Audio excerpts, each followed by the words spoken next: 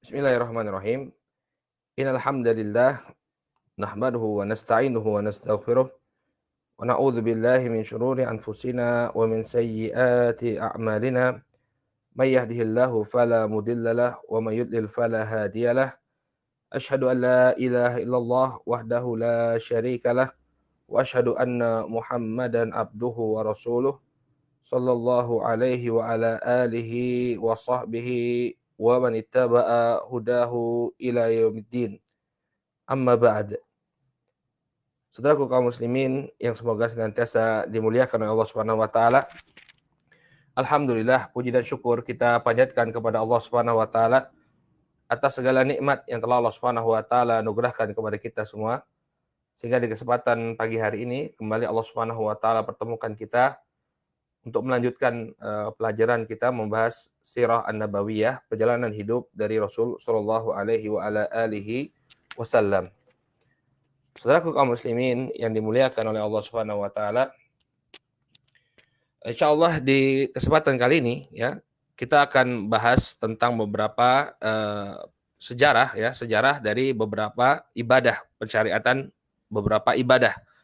Ini setelah Nabi alaihi salatu wasallam hijrah ke kota Madinah, kemudian beliau membangun masyarakat kota Madinah, maka di sana ada pensyariatan ya yang diberlakukan kepada kaum muslimin, di mana dulu belum diperintahkan ya. Jadi kalau kita lihat kebanyakan pensyariatan itu turunnya di kota Madinah. Jadi selama 13 tahun Nabi alaihi salatu wasallam berdakwah kepada orang-orang Quraisy ya di kota Makkah. Ini beliau kebanyakannya atau ayat-ayat yang turun di kota Makkah itu berbicara tentang masalah tauhid, ya, masalah akidah. Adapun syariat ya itu baru diturunkan di mana? Di kota Madinah.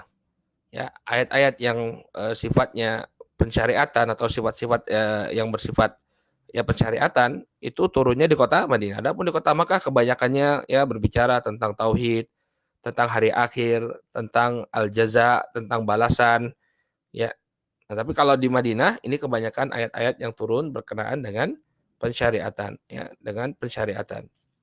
Ini yang menjadi pembeda fase Makkiyah dengan fase Madaniyah.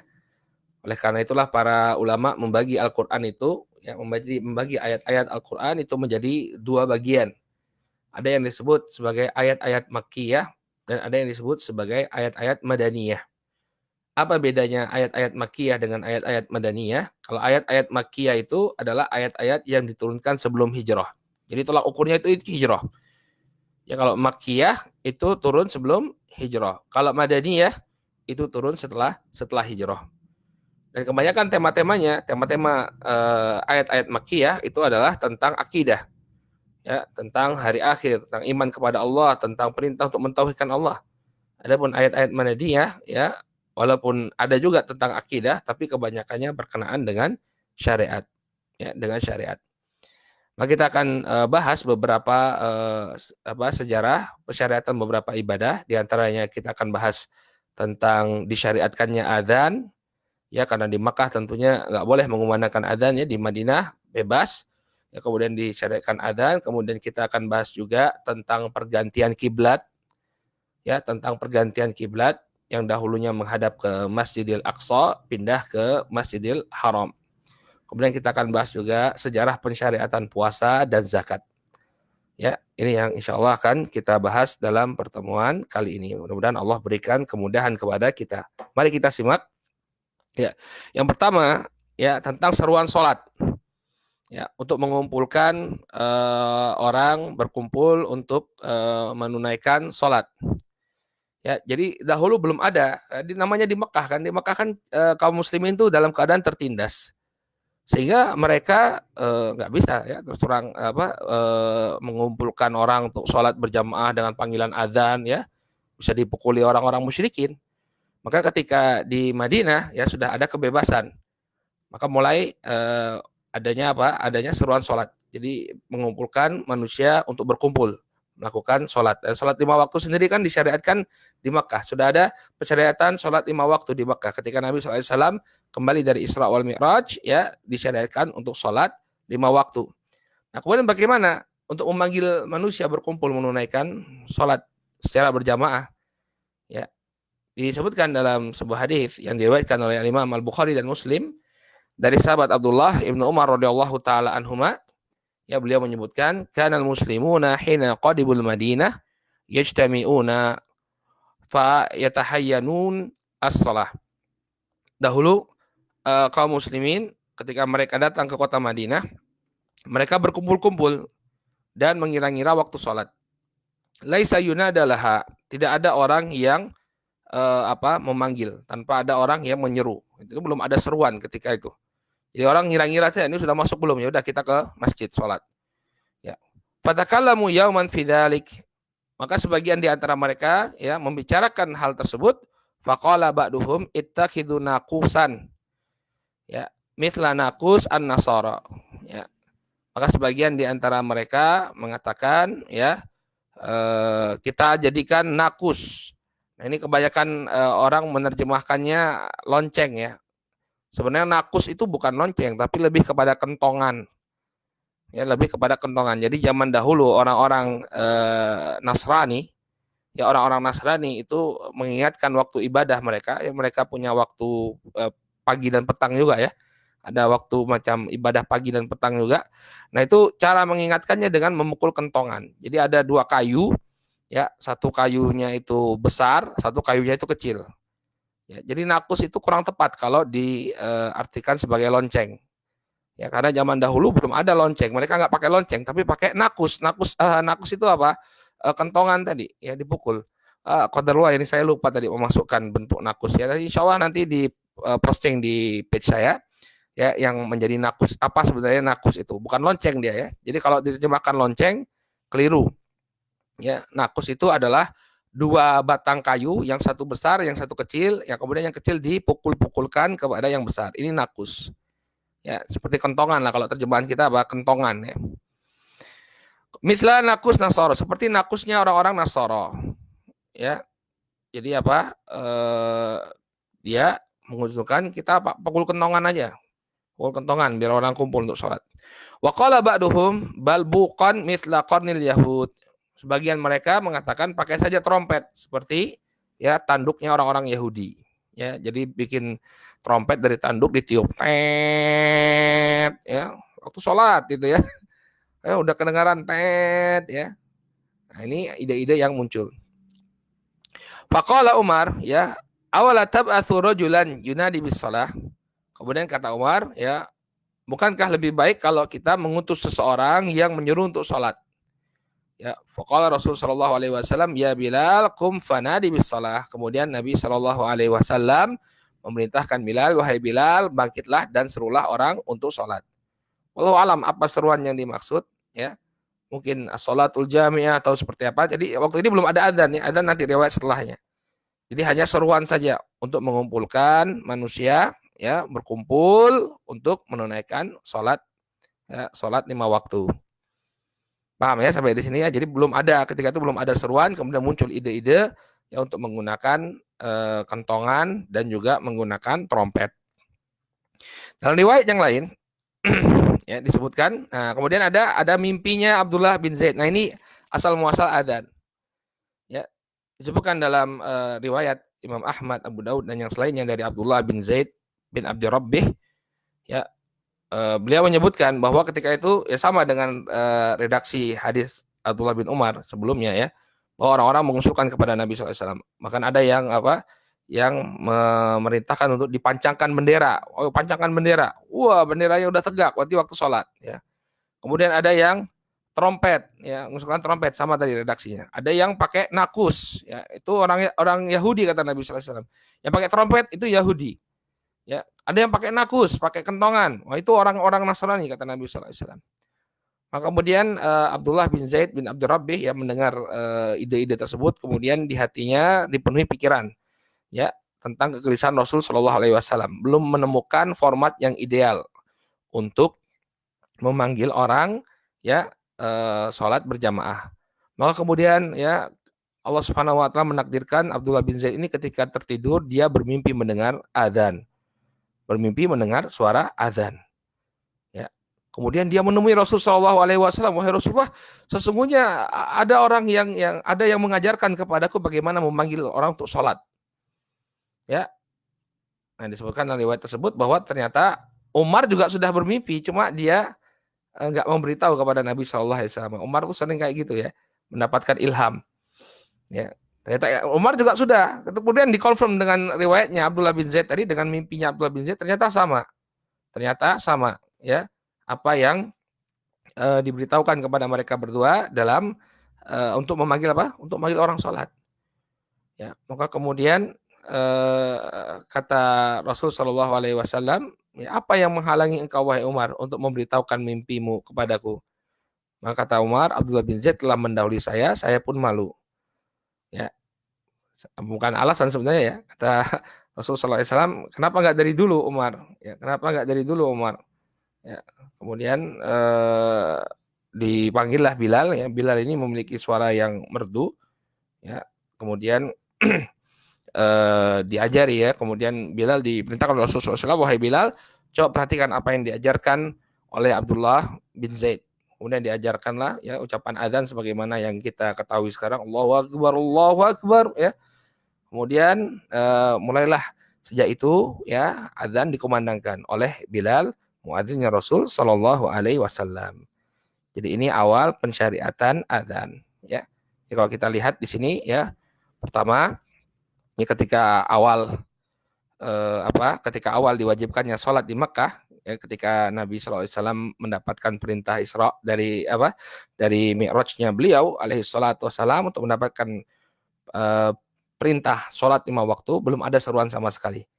Kenapa? Karena masih di Mekah ya, kita masih berada di tengah-tengah musuh ya, nggak punya kemampuan untuk mengumandangkan adzan. Kemudian yang kedua mulai naik ya, ketika di Madinah di awal-awal ya ada seruan umum yang dikumandangkan Bilal ya untuk berkumpul guna mengerjakan sholat. Jadi Bilal memanggil manusia, ayo berkumpul. Ya, saya coba cari lafadznya, Allah nggak ketemu saya ya. Apa lafadz yang dikumandangkan oleh Bilal ya untuk mengerjakan sholat. Nah, kemudian yang ketiga dikumandangkannya adzan yang syar'i setelah Abdullah bin Zaid mendengarnya dalam mimpi. Ini 3 tahapan seruan sholat di Mekah. Yang pertama di Mekah belum ada, kemudian yang kedua ada seruan umum dari Bilal, kemudian yang ketiga dikumandangkannya adzan yang syar'i setelah Abdullah bin Zaid mendengar ya lafaz-lafaz adzan dalam mimpi beliau. Mungkin ada yang bertanya, oh Ustadz itu Abdullah bin Zaid mimpi tentang adzan, berarti kita kalau mimpi boleh dong Ustadz, ya boleh dong Ustadz kita jadiin syariat? Oh nggak boleh ya. Yang menjadikan mimpi Abdullah bin Zaid itu sebagai syariat kita ya adalah penegasan dari Rasul, ya takrir dari Nabi Alaihissalam. Beliau mengiyakan itu ya. Nah, kalau sekarang nggak ada yang mengiyakan kita, sehingga nggak boleh kemudian menjadikan mimpi sebagai syariat. Oh saya mimpi, ya dapat tadi malam dapat mimpi ditunjukkan kepada saya begini-begini, saya tak lakukan. Nah ini wajib artinya. Ya, kemudian dia membuat ibadah-ibadah baru, ritual-ritual baru misalnya. Nah, nggak boleh ya, nggak boleh. Yang dulu itu kenapa mimpi bisa dijadikan syariat? Karena ada persetujuan dari Nabi Shallallahu Alaihi Wasallam. Nabi kemudian mengiyakan itu dan memerintahkan Bilal untuk meniru apa yang didengar oleh Abdullah bin Zaid dalam mimpinya. Ya, jadi nggak benar kalau misalnya, oh ini dalil bahwa mimpi itu boleh jadi syariat. Nah ini masih ada Nabi Alaihissalam yang menetapkan, oke ini syariat. Ya, adapun pasca Nabi Shallallahu Alaihi Wasallam, jangan antum mimpi dari setan ya jadi syariat kan nggak benar. Baik, ini 3 tahapan seruan sholat. Sekarang kita pindah kepada pembahasan pergantian kiblat. Nah, juga ini kaum muslimin perlu tahu ya bahwa kiblat kita itu yang pertama itu menghadap Masjidil Aqsa. Menghadap ke Masjidil Aqsa. Ya. Dahulu ketika di Mekah, kiblat itu menghadap ke sana. Ya, namun Rasul alaihi salatu wasallam ini uniknya Rasul sallallahu alaihi wasallam walaupun beliau diperintahkan ketika itu sholat, yang mengajarkan sholat kan Jibril alaihissalam. Jibril yang mengajarkan beliau bagaimana tata cara sholat. Nah, walaupun beliau diperintahkan untuk menghadap Masjidil Aqsa, Rasul Shallallahu Alaihi Wasallam selalu mengambil sisi yang membuat beliau bisa menghadap ke Masjidil Haram. Jadi antum melihat di sana bahwa apa beliau alaihi salatu wassalam ya berada di Mekah. Ya. Berarti kan kiblatnya di mana? Di bagian utara. Di bagian utara. Yang Baitul Maqdis di bagian utara. Nah, jadi beliau ngambil sholatnya itu di sisi selatan. Kalau sholat itu di sisi selatan Ka'bah. Dengan tujuan apa? Jadi beliau bisa sholat ngadap ke Masjidil Aqsa, tapi juga ngadap Ka'bah. Masya Allah ya. Jadi beliau tahu ini, oh ya perintahnya mas sekarang sholatnya di mana ngadap Masjidil Aqsa ya sudah. Beliau apa sholat ngadap Masjidil Aqsa ya, tapi ngambil arah dari sisi selatan, selatannya Ka'bah. Jadi Masjidil Aqsa-nya dapat, Masjidil Haramnya juga dapat. Masya Allah. Jadi apa? Bisa menghadap dua kiblat ya. Menghadap Masjidil Haram dan menghadap Masjidil Aqsa. Nah, setelah pindah ke kota Madinah, ya keinginan beliau agar kiblat itu dipindahkan itu semakin besar. Jadi kemudian beliau apa namanya menengadahkan tangannya ke menengadahkan kepalanya ke atas langit, ya meminta kepada Allah ya untuk dipindahkan kiblat sampai kemudian Allah pindahkan kiblatnya. Nah, ini antum bisa lihat ya riwayat-riwayat dalam permasalahan ini, dalam permasalahan pergantian kiblat dalam tafsir Ibnu Katsir di surat Al-Baqarah mulai dari ayat 142 sampai ayat 144. Ya, silakan nanti dibuka. Di sana banyak sekali riwayat-riwayat tentang pergantian kiblat. Nah, ketika Nabi Shallallahu Alaihi Wasallam tiba di kota Madinah, kan ada orang-orang Yahudi itu di sana, ya, ada orang-orang Yahudi, ya, Bani Qainuqa, Bani Quraidah, ya, kabilah-kabilah Yahudi ada di kota Madinah. Maka ketika kaum muslimin sholat menghadap Baitul Maqdis, ya, mereka sangat suka, senang mereka. Kenapa? Mereka ini juga beribadahnya juga ngadep sana ya. Nah ini tembok ratapan di Baitul Maqdis. Ya, mereka ini juga kalau beribadah ngadep ke Baitul Maqdis. Jadi mereka senang sekali ya. Mereka mengira bahwa agama yang dibawa oleh Muhammad SAW ini mengikuti kiblat dan cara beribadah mereka. Ya, kemudian mereka mengajak untuk bergabung ya. Kaum muslimin itu bergabung sama mereka. Ayo ikut ajaran agama kami. Kalian juga kiblatnya sama kok.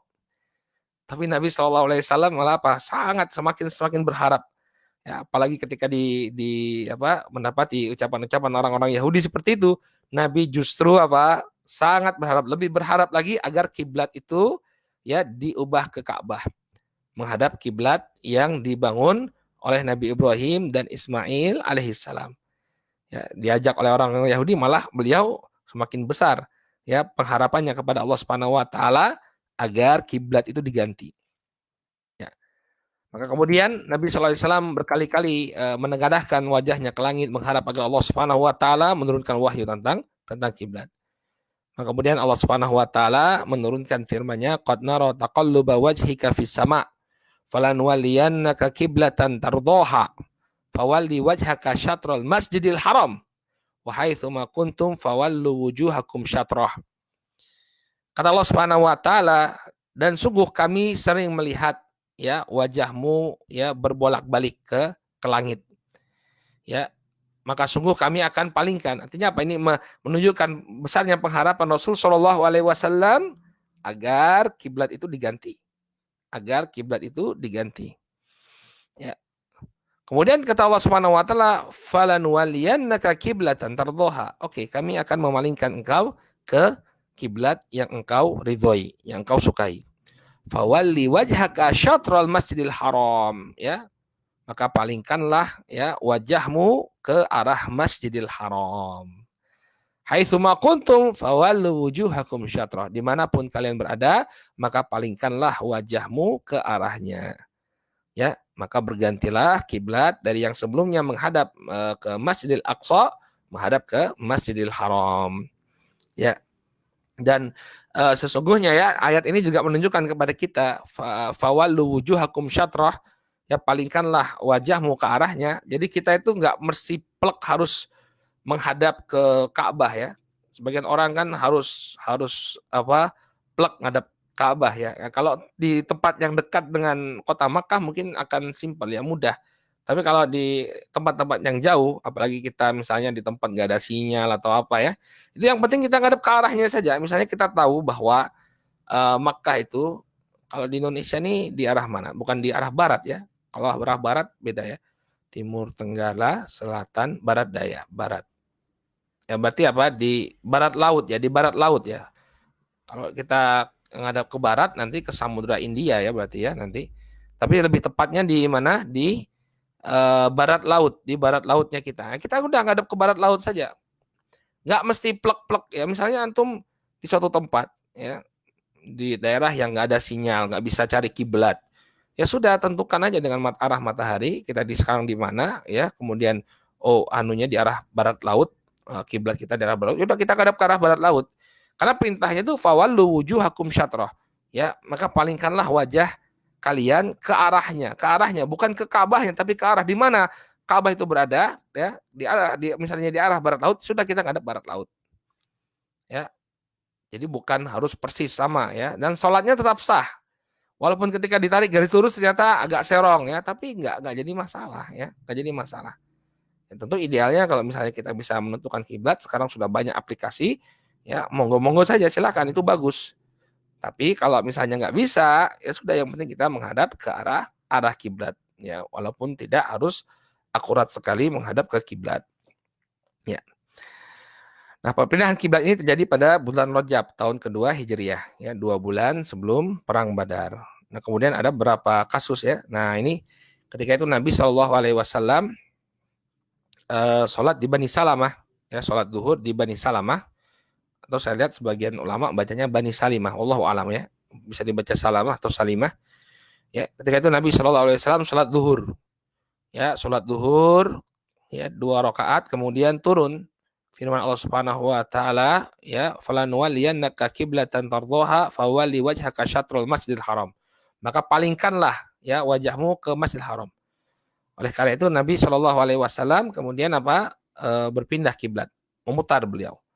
Ya, yang sebelumnya menghadap ke arah utara, beliau mutar menghadap ke arah selatan. Ya, oleh karena itulah kemudian masjid Bani Salamah atau Bani Salimah ini ya disebut sebagai Masjid Kiblatain. Karena di sana Nabi Shallallahu Alaihi Wasallam sholat kemudian mengganti kiblatnya. Ini disebut sebagai Masjid Kiblatain. Walaupun sebagian ulama mengatakan bahwa yang lebih tepatnya semua masjid itu disebut sebagai Masjid Kiblatain. Ya, Masjid Kuba ya Kiblatain, Masjid Nabawi juga Kiblatain karena di sana ya terjadi pergantian kiblat. Di sana sudah dilakukan dua kiblat. Ya, Kiblatain itu artinya apa? 2 kiblat kan? Menunjukkan bahwa sholat ya di masjid tersebut dilakukan dengan menghadap 2 kiblat. Nah, sekarang Masjid Nabawi menghadap 2 kiblat nggak? Menghadap 2 kiblat. Masjid Kuba menghadap 2 kiblat nggak? 2 kiblat. Jadi sebenarnya masjid Kiblatain itu banyak. Ya, kalau yang dimaknakan dengan Masjid Kiblatain adalah masjid yang di dalamnya diselenggarakan sholat dengan menghadap 2 kiblat.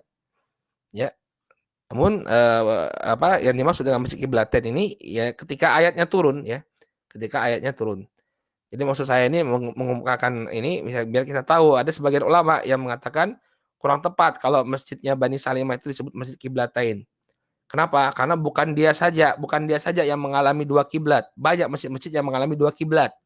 Ya, Masjid Nabawi juga Masjid Kiblatain. Masjid Nabawi juga mengalami 2 kiblat. Masjid Kuba juga mengalami 2 kiblat. Ya. Namun yang dimaksud dengan Kiblatain ya yaitu ketika terjadinya turunnya ayat tersebut, Nabi SAW sedang sholat di sana. Ya. Nah, kemudian beliau melaksanakan sholat asar di Masjid Nabawi, ya sudah berubah kiblatnya ke menghadap ke arah Masjidil Haram. Nah, ini penjelasan juga. Kenapa Ustaz kalau kita lihat replikanya Masjid Nabawi itu kok atapnya ada 2? Ya, atapnya ada 2. Ya, ada depan, ada belakang, tengahnya kosong. Nah, ini berkaitan dengan pergantian kiblat juga. Jadi dahulu bagian pengimaman dan shaf pertama di Masjid Nabawi ketika masih menghadap Baitul Maqdis dinaungi atap. Ya, kemudian setelah dibalik kiblatnya maka dibuat atap baru di bagian depan, ya, adapun bagian belakang digunakan untuk alus sufah. Ya, jadi ini kiblat baru, kiblat lamanya, ya, kiblat lama tetap dipertahankan, jadi atapnya tidak digusur, tetap diberi atap. Kemudian mereka pun, ini para sahabat, mendirikan atap baru di kiblat yang baru. Ya, di pengimaman yang baru didirikan atap. Coba perhatikan bahwa ada dua bagian dari Masjid Nabawi yang beratap, yaitu menunjukkan kiblat yang lama dengan kiblat yang baru. Nah, kiblat yang lama yang sudah dipakai atapnya kan tidak dihancurkan oleh para sahabat. Ini dipakai untuk apa? Dipakai untuk istirahatnya Ahlus Suffah. Ahlus Suffah itu sahabat yang dari kalangan fakir miskin, yang tidak punya tempat tinggal. Ya, mereka tinggalnya di Masjid An-Nabawi. Seperti siapa? Abu Hurairah radhiyallahu taala anhu. Ya, Abu Hurairah radhiyallahu taala anhu tinggal di Masjid An-Nabawi. Ya, beliau termasuk Ahlus Suffah. Jadi paham ya kenapa ada dua atap di replika Masjid Nabawi, yaitu menunjukkan pengimaman yang berubah. Ya, yang sebelumnya menghadap ke Masjidil Aqsa berubah ke Masjidil Haram. Nah, kemudian pergantian kiblat di Masjid Quba, jadi mulai berganti kiblatnya itu zuhur, kemudian asar beliau sholat di Masjid Nabawi, kemudian penduduk Quba itu merubah kiblat mereka ke arah Ka'bah setelah sedang menunaikan sholat subuh. Ya, setelah kabar tentang perubahan kiblat sampai kepada mereka. Jadi ada utusannya Nabi alaihi salatu wasalam yang mengumumkan, ya, kiblat telah berubah, sehingga ada sebagian orang lagi sholat, ya, kiblat sudah berubah, ya, ada yang mengumumkan, ya, sekarang ngadep ke Masjidil Haram. Nah, jadi mereka ketika sholat itu berputar, ya, yang sebelumnya ngadep Masjidil Aqsa pindah ngadep ke Masjidil Haram. Ya, ada yang mengumumkan agar mereka mengubah kiblatnya. Baik. Nah, kemudian ini juga kita simpulkan dari penjelasan Al-Imam Ibnu Qayyim, Al-Imam Ibnu Katsir dalam tafsirnya, bahwa di sana ada 4 golongan dalam menghadapi perpindahan kiblat. Jadi ketika kiblat berpindah ini menimbulkan kehebohan juga ya di tengah-tengah masyarakat. Nah, kok bisa ya ibadah sholat kok tiba-tiba ganti tata caranya, yang sebelumnya menghadap Masjidil Aqsa kok ekstrim sekali ya, pindah dari utara ke selatan. Itu kan satu hal kejadian yang sangat luar biasa. Maka respon manusia berbeda-beda. Ya, kaum muslimin gampang, sami'na wa ta'na. Karena mereka beriman ya, bahwa yang menyampaikan perintah ini adalah Allah melalui Rasulnya. Ya, mudah sekali bagi mereka. Sami'na wa ta'na. Ya, yang dulu sholat menghadap ke Masjidil Aqsa, sekarang pindah ke Masjidil Haram, ya sudah, kita ikuti. Simpel kan? Sami'na wa ta'na. Ya, enggak neko-neko. Adapun kaum musyrikin, ya, kaum musyrikin masa gembira. Ya, mereka gembira ketika kaum muslimin pindah kiblatnya menghadap ke Masjidil Haram. Ya kan, Masjidil Haram kan tempat berhala juga kan? Jadi mereka senang, wah ini udah pindah lagi kiblatnya, ngadap ke kiblatnya kita. Sebentar lagi ya mereka akan kembali kepada agama kita, ya. Tidaklah dia kembali ya menghadapkan kiblatnya ke Masjidil Haram, ya. Jadi tidaklah Nabi SAW itu mengganti kiblat ke Masjidil Haram, melainkan dia menganggap bahwa agama ini adalah agama yang benar. Jadi agama musyrik itu benar. Karena waktu itu tahu sendiri kan, Ka'bah masih dikelilingi berhala. Ya, adapun orang-orang Yahudi, ngamuklah mereka, marah mereka. Ya, wah ini nabi palsu. Kenapa? Kalau dia nabi asli pasti kiblatnya ngikuti kiblat nabi sebelumnya. Maksudnya nabi-nabi Bani Israel, ya, kiblatnya Baitul Maqdis. Ya, maka gampang sekali dibantah Yahudi. Ya, ini bapaknya para nabi itu sopo. Ya, nabi-nabinya kalian apa Nabi Ibrahim? Ya, kalau anunya Nabi Ibrahim, ya, bapak para nabi adalah Ibrahim, berarti ya lebih utama mengikuti Nabi Ibrahim daripada mengikuti nabi-nabinya Bani Israel. Ya, gampang sekali untuk mematahkan argumen mereka. Ya, kalau mereka mengatakan, oh dia menyelisih kiblatnya para nabi, ya, bapaknya nabi itu siapa? Bapaknya para nabi itu siapa? Ibrahim alaihissalam, Abul Anbiya. Kiblatnya mana? Masjidil Haram, Mekah, Ka'bah. Ya enggak? Ya, jadi apa yang dikatakan oleh orang-orang Yahudi, ya, ini adalah suatu kebatilan yang mudah sekali untuk membantahnya. Kemudian golongan yang keempat, kaum munafik. Kaum munafikin, ya, mereka mengatakan bahwa Rasul ini pelin-pelan, ya.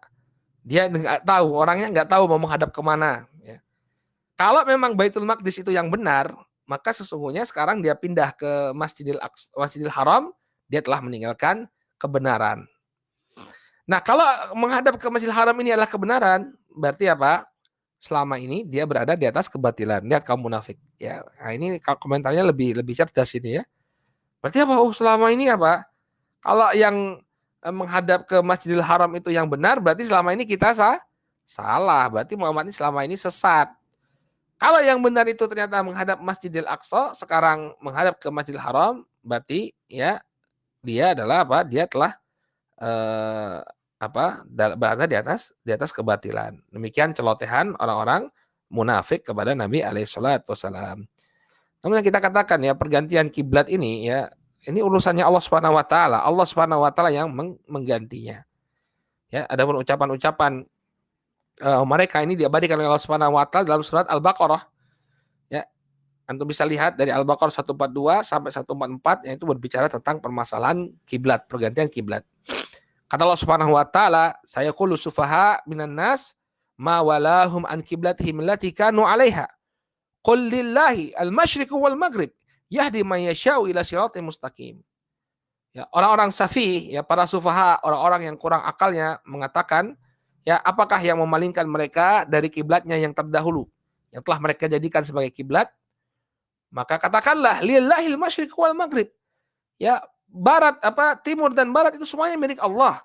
Timur, barat, utara, selatan, ini semua arah milik Allah Subhanahu wa taala. Yahdi may yasha'u ila siratal mustaqim. Allah memberikan petunjuk kepada siapa yang Allah kehendaki ke jalan yang lurus. Ya terserah Allah. Ya. Semua arah ini punya Allah. Terserah Allah mau pindah-pindahkan. Ya, yang sebelumnya menghadap ke arah utara, pindah ke arah selatan, terserah Allah. Ya. Kemudian dalam surat selanjutnya, dalam ayat selanjutnya kata Allah Subhanahu wa taala, "Wa ma ja'alnal qiblata allati kunta 'alaiha illa lina'lama may yattabi'ur rasul mimman yanqalibu 'ala aqibai." Ya, dan tidaklah kami menjadikan perpindahan kiblat ini agar kami mengetahui, ya kami ingin menunjukkan siapa sih yang sebenarnya mengikuti Rasul dan siapa yang membelot. Lihat komentar-komentar mereka terhadap Nabi SAW. Ya, kaum munafikin terutama, yang mereka mengaku, mengklaim mengikuti Nabi SAW. Ternyata begitu dipindah kiblatnya, lihat komentar-komentar mereka. Ini ingin didampakkan oleh Allah Subhanahu Wa Taala. Ya, wa in kanat lakabiratan illa 'alal ladina hadallah wa ma kana Allahu liyudhi'a imanakum innallaha bin-nasi laraufur rahim. Dan sungguhnya perpindahan kiblat ini terasa berat di tengah-tengah mereka kecuali bagi orang-orang yang telah diberikan petunjuk oleh Allah, dan Allah Subhanahu wa taala tidak akan menyia-nyiakan iman kalian. Ya, innallaha bin-nasi laraufur rahim. Sesungguhnya kepada manusia Allah Subhanahu wa taala itu Maha Pengasih lagi Maha Penyayang. Jadi hikmah di antara hikmah dipindahkannya kiblat ya untuk menunjukkan siapa yang mengikuti Rasul dan siapa yang membangkang kepada beliau alaihissalatu wassalam. Nah, kemudian muncul kekhawatiran di tengah-tengah kaum muslimin ya, muncul kekhawatiran ketika terjadi perpindahan kiblat, ya bagaimana dengan orang yang dulu sholatnya menghadap Baitul Maqdis kemudian dia meninggal wahai Rasul? Ya. Nanti berarti sholatnya nggak diterima oleh Allah Subhanahu wa taala. Kenapa? Karena kiblatnya ngadap Baitul Maqdis. Nah, kemudian Allah Subhanahu wa taala ya menyebutkan dalam Al-Qur'an, wa ma kana Allahu liyudhi'a imanakum. Ya, sekali-kali Allah Subhanahu wa taala tidak akan menyia-nyiakan iman kalian. Jangan khawatir, ya. Yang dulunya salat ke Baitul Maqdis ini tidak akan disia-siakan oleh Allah Subhanahu wa taala. Tidak akan disia-siakan oleh Allah Subhanahu wa taala. Jadi jangan khawatir. Ya. Ini ada beberapa hikmah di balik pemindahan kiblat, ya. Yang pertama, menunjukkan kekuasaan Allah. Ya, walillahil masyriqu wal maghrib. Barat dan timur itu milik Allah. Arah itu milik Allah. Allah yang berkuasa untuk menentukan mana yang kemudian dijadikan sebagai kiblat. Kemudian yang kedua, kecintaan Allah Subhanahu wa taala kepada Rasulnya, di mana Allah Subhanahu wa taala mengabulkan permintaan beliau. Ya. Jadi permintaan Nabi sallallahu alaihi wasallam, beliau melihat ke arah atas langit ya, berharap-harap agar kiblat dipindahkan. Nah, itu dipenuhi oleh Allah Subhanahu wa taala. Kemudian keutamaan Masjidil Haram ya. Peristiwa ini juga menunjukkan keutamaan Masjidil Haram dan dia menjadi tempat yang lebih tepat untuk dijadikan kiblat karena merupakan tempat ibadah ya, Baitullah yang pertama kali dibuat di muka bumi. Kemudian juga sebagai batu ujian bagi siapa yang mengaku beriman kepada Allah dan Rasul-Nya, Ya, tadi sebagaimana kita sebutkan terjadi perpecahan ya, ada terjadi 4 kelompok ya untuk ketika menanggapi perpindahan kiblat ya, manusia terbagi menjadi 4 kelompok ya.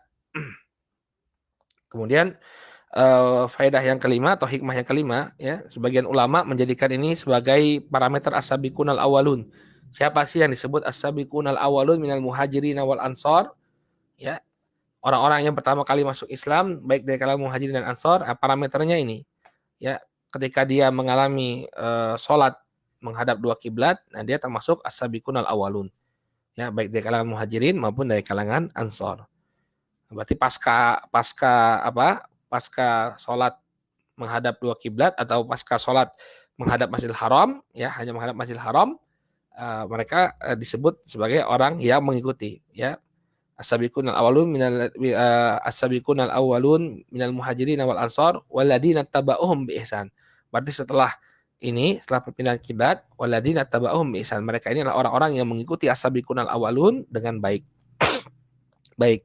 Ya, jadi ini beberapa hikmah dari pemindahan kiblat. Sekarang kita masuk ke dalam puasa. Iya, pas ya. Pas kita lagi puasa ini, di puasa Ramadan, ini juga ada sejarahnya.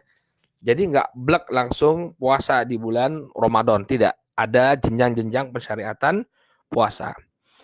Ya, yang pertama, Allah Subhanahu wa taala mewajibkan puasa sebagaimana telah diwajibkan atas umat-umat terdahulu. Allah Subhanahu wa taala berfirman, "Ya ayyuhalladzina amanu kutiba alaikumusiyam kama kutiba alal ladzina min qablikum la'allakum tattaqun." Ayyaman ma'dudat. Kebalik ini ya. Ini saya nggak tahu ketika di display kok jadi berubah dia. Nanti insya Allah diperbaiki ya. Ya ayyuhalladzina amanu kutiba alaikumusiyam kama kutiba alal ladzina min qablikum la'allakum tattaqun. Baru kemudian ayyaman ma'dudat. Ya, wahai orang-orang yang beriman, diwajibkan atas kalian berpuasa sebagaimana diwajibkan ya atas orang-orang sebelum kalian agar kalian bertakwa, yaitu beberapa hari tertentu.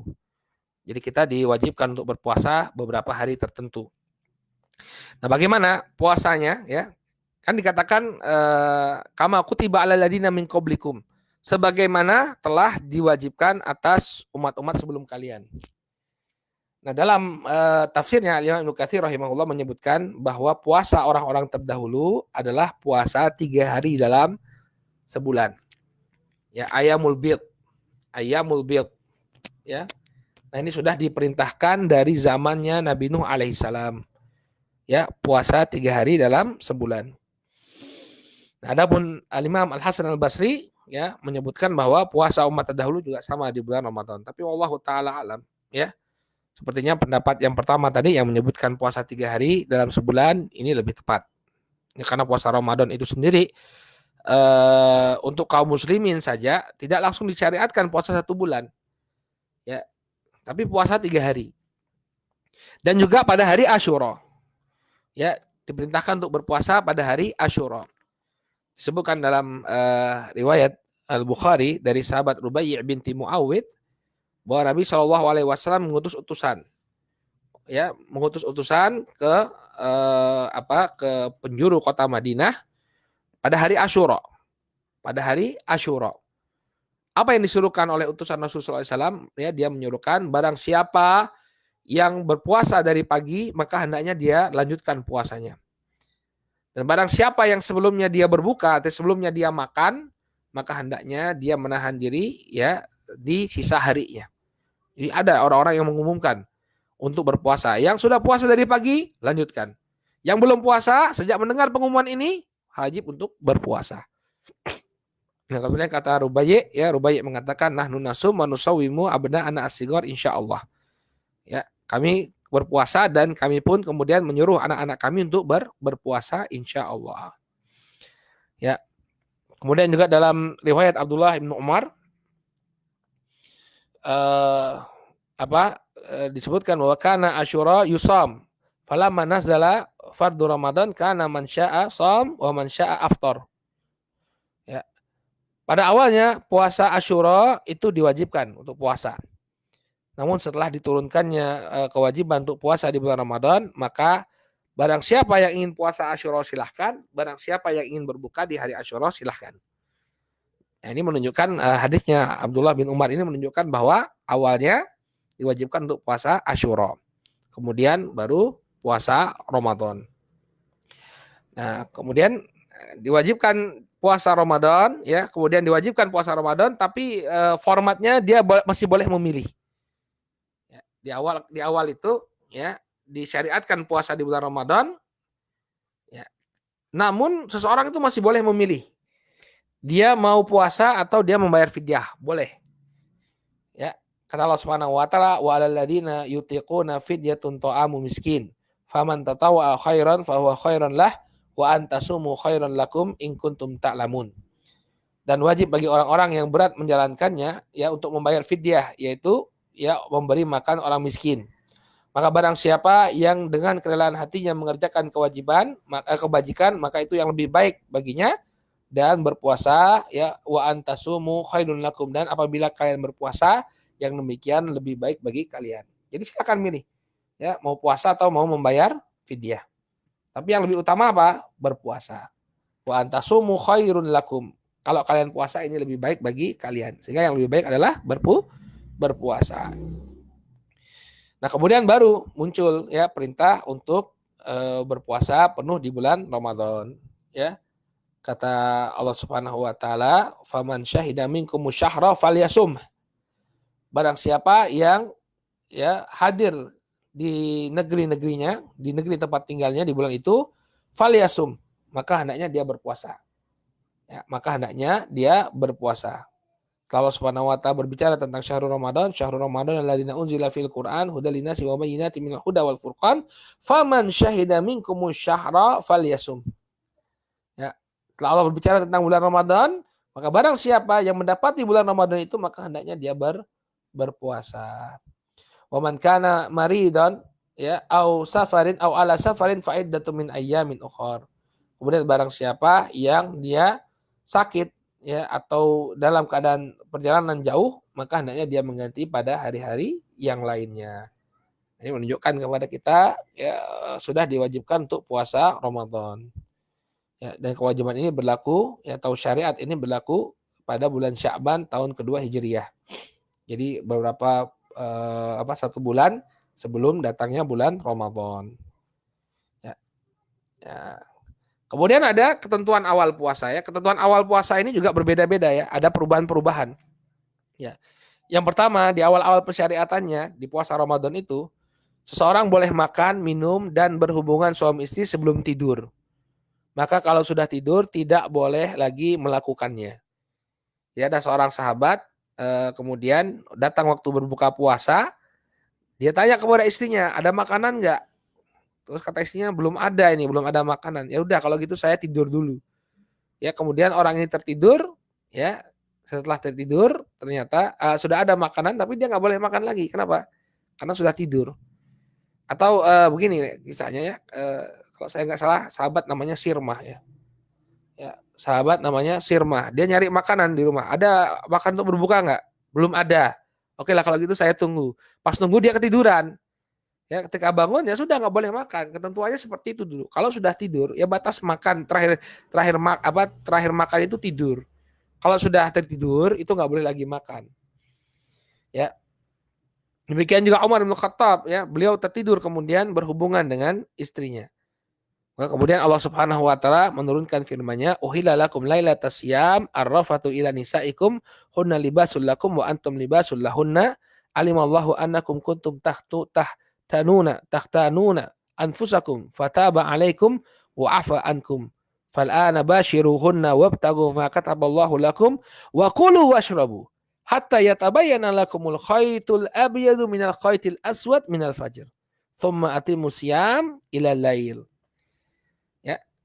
Kata Allah Subhanahu wa taala, dihalalkan bagi kalian pada malam hari bulan puasa untuk bercampur dengan istri-istri kalian. Hunna libasul lakum wa antum libasul lahun. Mereka adalah pakaian bagi kalian dan kalian pun adalah pakaian bagi mereka. Artinya apa? Membawa ketenangan, ya. Suami itu membawa ketenangan bagi istrinya, istri pun membawa ketenangan bagi suaminya. Ya.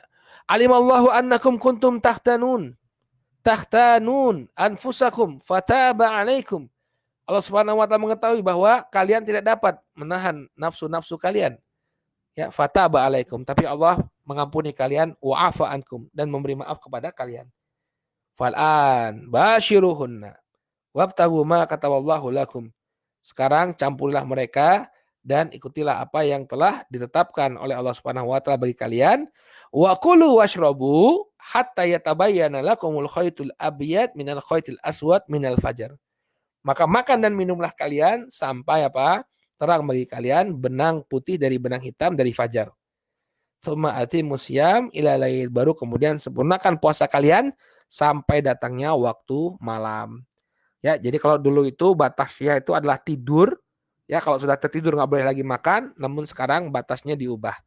Ya, itu apa? Terbitnya fajar. Ya, adapun sebelumnya silahkan. Ya, mau tidur sebelumnya atau tidak tidur, mau begadang sepanjang malam, tetap diperbolehkan makan, minum, dan bercampur dengan pasangan. Ya, sampai datangnya waktu fajar. Jadi paham ya pensyariatan puasa kronologisnya ya. Dulu nggak boleh, habis bangun dari tidur nggak boleh lagi makan, kemudian diperbolehkan. Nah di sana ada juga kesalahpahaman dari para sahabat ya, ini termasuk kisah puasa ini. Ini ketika Allah mengatakan kulu washrabu hatta yatabayyana lakumul khaytul abyad minal khaytil aswad minal fajar. Ya, makan dan minumlah kalian sampai terang bagi kalian benang putih dan benang hitam yaitu fajar. Ya, ada sahabat yang mengartikannya dengan letter Lux ya. Jadi dia ambil benang putih dengan benang hitam dibandingkan. Kalau bisa dibedakan, nah itulah waktu terakhir. Nah, kemudian ini diluruskan oleh Nabi SAW ya, yang melakukannya itu Adi bin Hatim ya. Ya, sahabat Adi bin Hatim radhiyallahu taala anhu ya, yang membandingkan benang putih dengan benang hitam. Maka diluruskan oleh Rasulullah SAW, innama dzalika sawadul lail wa bayadun nahar. Yang dimaksudkan adalah hitamnya malam dan putihnya siang. Ya, jadi bukan seperti apa yang dipahami oleh Adi bin Hatim. Nah, inilah sejarah pensyariatan ya, puasa ya. Jadi kalau kita lihat ada beberapa fase ya. Ada beberapa fase. Yang pertama itu apa? Puasa 3 hari setiap bulannya dan juga puasa Asyura. Kemudian disyariatkan puasa Ramadan ya, tapi boleh memilih antara puasa Ramadan atau membayar fidyah. Kemudian baru disyariatkan berpuasa untuk bulan Ramadan secara penuh, bukan memilih lagi tapi harus berpuasa kecuali ada uzur. Tapi ketentuannya barang siapa yang tertidur ya di waktu malam setelah dia bangun nggak boleh makan, minum dan bercampur dengan istrinya. Kemudian diganti aturannya oleh Allah Subhanahu wa taala ya, karena berat bagi kaum muslimin untuk melaksanakannya, mereka diperbolehkan makan dan minum sampai datangnya waktu fajar, baik itu sebelum mereka tertidur atau setelah mereka tertidur. Ini urut-urutan pensyariatan puasa. Nah, kemudian ada beberapa faedah ya dari pensyariatan puasa ini disebutkan oleh para ulama. Yang pertama disebutkan bahwa puasa ini sudah menjadi kewajiban umat terdahulu. Ya, ini biar kita semangat.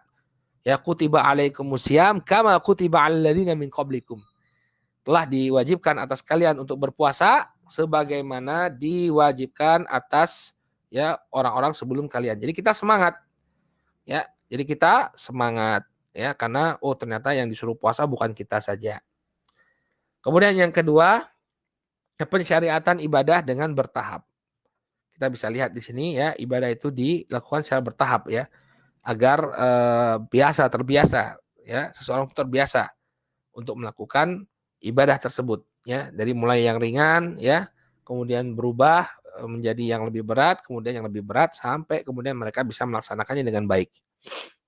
Kemudian yang ketiga, adanya kemudahan dalam syariat Islam. Yang dahulunya ketika ketiduran sudah tidak boleh makan dan minum, maka sekarang diperbolehkan. Ini merupakan ini menunjukkan luasnya rahmat Allah Subhanahu wa taala. Allah Subhanahu wa taala senantiasa menginginkan kemudahan bagi kita.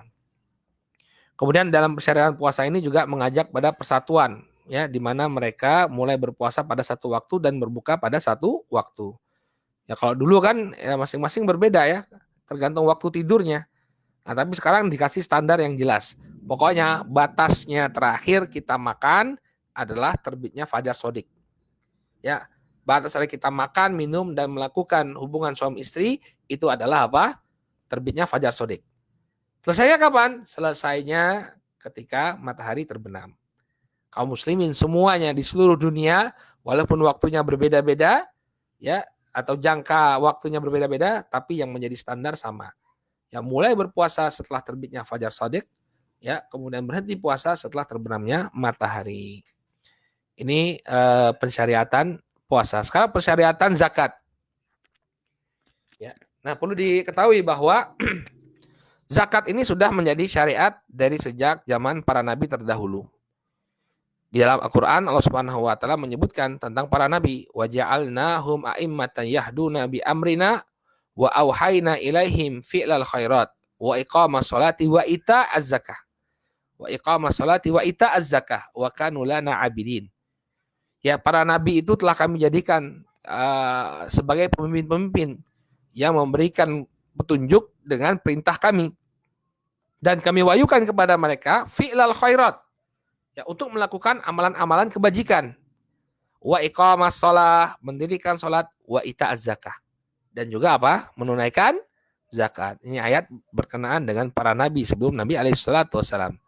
Mereka sudah diperintahkan untuk berzakat. Wa kanu lana abidin, dan mereka adalah orang-orang yang selalu beribadah kepada kami. Nah, kita lihat juga Nabi Ismail. Coba lihat dalam surat Maryam ayat ke-54 ke-55.